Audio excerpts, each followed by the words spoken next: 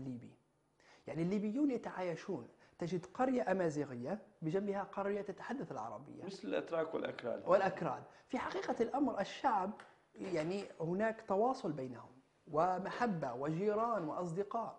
من الظريف أن موقعنا نحن على الإنترنت صممه إنسان عربي ليدافع عن ثقافتنا، وهو يرى أننا لابد أن ندافع عن وندافع عن ثقافتنا.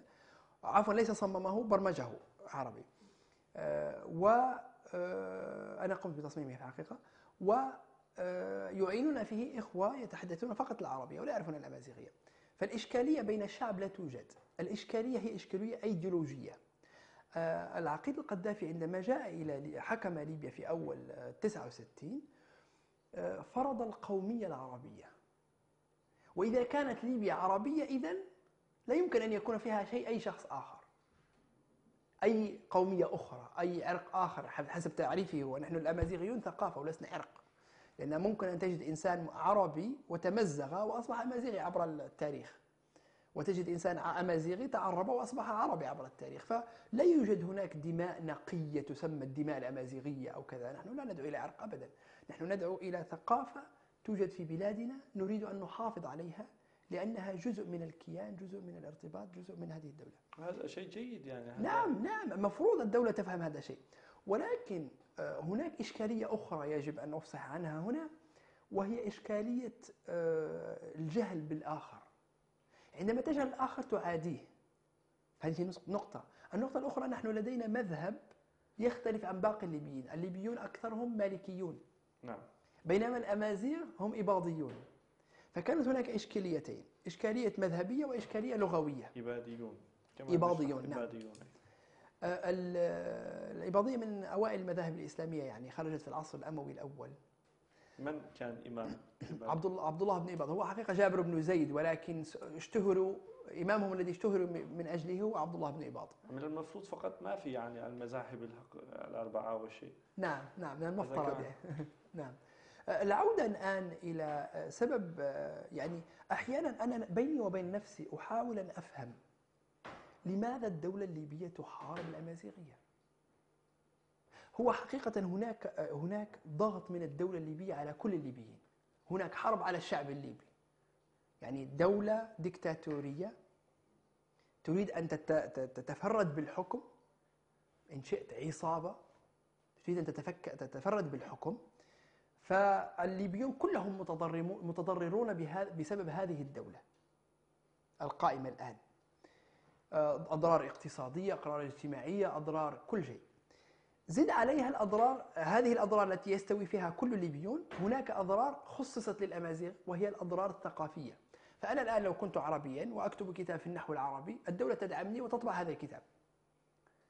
فقط إذا تكتب بالأمازيغي لا، طبعا لا يسمحون لك. إذا هناك ضرر يعم لكل الليبيين، وهو ضرر اقتصادي وضرر كذا وحكم وسياسة وإلى آخره وخراب. وهناك ضرر زيادة على الليبيين الناطقون بالأمازيغية، وهو الضرر الثقافي.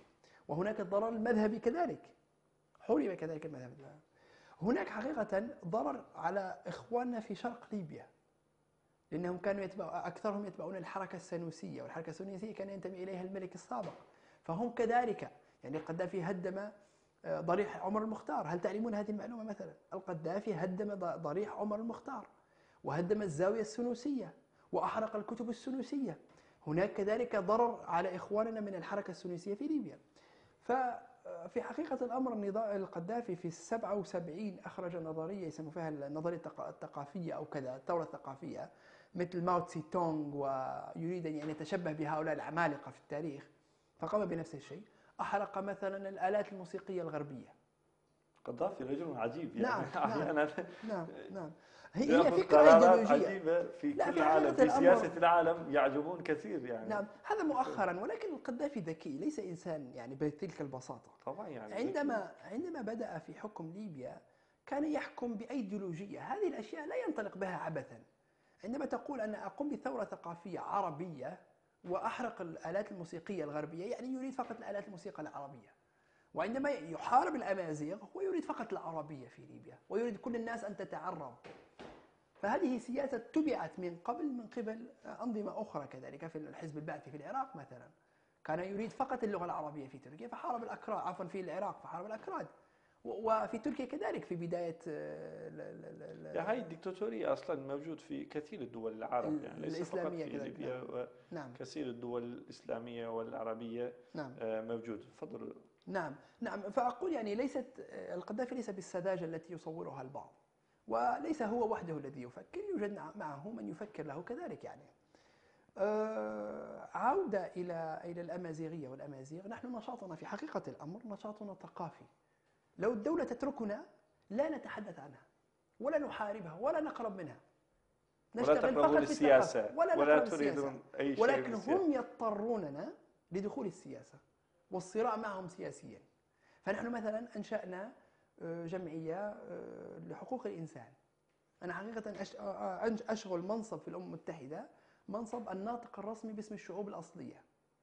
طيب هذا المنصب اعتليته قبل عامين تقريبا بسبب نشاطاتنا في الأمم المتحدة، ونحاول أن ندافع عن الشعوب الأصلية وندافع عن الثقافات المهمشة من قبل الدول. طيب أنا يعني رجل أهتم بالثقافة، لا يهمني هذه الأشياء، ولكن الدولة لم تسمح لنا فاضطررنا أن ندخل هذا المجال وهذا الصراع السياسي.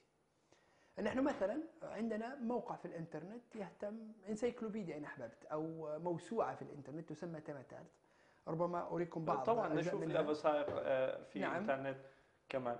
نعم، والوثائق إلى آخره. هذا هل ممكن موقعنا على نضع الانترنت. على شاشة حتى نعم صديقنا؟ هذا موقعنا على الانترنت، يعني انظر شعاراتنا، نهتم نحن فقط بالقضايا. هذا الجلد وصناعته عندنا، هذا إبراهيم الغدامسي أحد أئمتنا، سعيد بن عبد الله الجاوي إمام، أرجان اسمه قرية. يعني هذا هو الذي نشتغل عليه، يعني هذه القضايا وهذه الأشياء التي نستعملها في ثقافتنا والكتب وإلى لا آخره. نمر سريع حتى نشوف يعني بالدقة نعم مثلا. نعم. أريد أن أعطيك طبعا مثال. مثلا نحن تفضل. نهتم مثلا هنا بالنباتات مثلا، أو بس شنو علاقة يعني هذا؟ بالضبط. مثلا عندما تكون اللغة غير مكتوبة، طيب الأشياء التي تخص القوم، مثلا في ليبيا هذا النبات يسمى تفاف. الليبيون الناطقون الذين يقولون نحن عرب يقولون له التفاف، يضيفون عليه الألف واللام، وهو كلمة أمازيغية صرفة لا تجدها في أي قاموس عربي. هم يظنون أن الكلمة عربية، فنحن نحضر هذا النبات ونحضر اسمه ونتحدث عنه علميا وفوائده الطبية وإلى آخره. لا يعني هل ما في مثلا الشيء أمور سياسية والشيء في؟ أبدا في موقعنا لا يوجد ما في أي في شيء هذه في الموسوعة. موقع. في الموسوعة لا يوجد أي شيء سياسي. الموسوعة هي عبارة عن أسماء أشخاص، أسماء أعلام، أسماء أماكن، أسماء نباتات، أدوات إلى كمان آخره. أريد أن أشوف مثلا بعد شوي سنعود لعلاقاتكم مع أحد العثمانيون نعم مع الأمازيغيون. نعم كمان يوجد هنا أظن في صورة مصطفى كمال أتاتورك. نعم نعم هل ممكن أشوفها؟ نعم. هذه في موقع آخر عندنا يسمى موقع توالت. لا أدري كيف أرجع إلى هذا الموقع هنا. نعم هنا موقع توالت. نعم موقع توالت هذا موقع ثقافي. نشوفها نعم الشاشة، نضع على الشاشة. نعم هذا مشروع توالت للحفاظ على التراث. هذا مشروعنا الثقافي الذي قمنا به ونبحث من خلاله. نعم هذه وثائق في هذا المشروع. هذا يعني كما يقولون مانيفستو أو إقرار عن ما هو مشروع. ماذا يبحث من هون مثلا؟ يعني هنا نتحدث عن من نحن كجمعية وكيف نبحث. هاي باللغة الأمازيغية مو؟ نعم هنا مكتوب بالعربية للتعريف العربية. الوثيقة في مكتوبة وثيقة بالأمازيغية. مكتوب أمازيغية. نعم وثيقتين هنا مذكورات.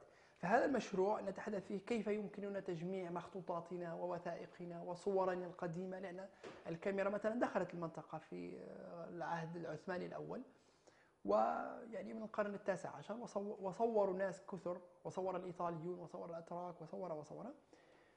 فقمنا بتصوير هذه الأشياء فنحاول تجميعها. فمثلا هنا هذا مثلا قاموس قديم باللغة الأمازيغية. ننزل قادم مثلا من أي قرن؟ في عهد الموحدين. هذا قاموس في العهد الموحدي، يعني جزء من قاموس هذا. ربما نكبر صورته أكثر. هذا القاموس فيه مثلا لو تلاحظ مثلا الماوس هنا تجد بالأحمر باللغة الأمازيغية، وبالعربي ما يقابله بالعربية بالأبيض عفوا. ماذا يبحث هنا؟ يتحدث عن أعضاء جسم الإنسان إلى آخره.